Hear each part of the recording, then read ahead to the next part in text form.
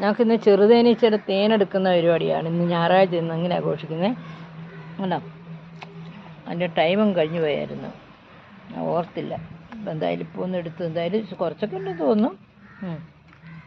മുട്ടയൊക്കെ ആയിട്ടിരിക്കുന്ന ഇത് സ്പ്ലിറ്റ് ചെയ്താനുണ്ടായിട്ടില്ല. ഇല്ല, ആയിട്ടില്ല. എനിക്ക് അതിൻ്റെ പൂമ്പൊടി തിന്നാൻ വലിയ ഇഷ്ടമാണ്.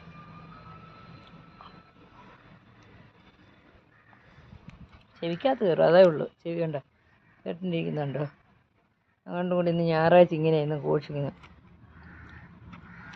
വിഷമില്ലാത്ത കുറച്ച് തേൻ കിട്ടും, അഡൾട്രേഷനൊന്നും ഇല്ലല്ലോ, നമുക്കത് കഴിക്കാമല്ലോ.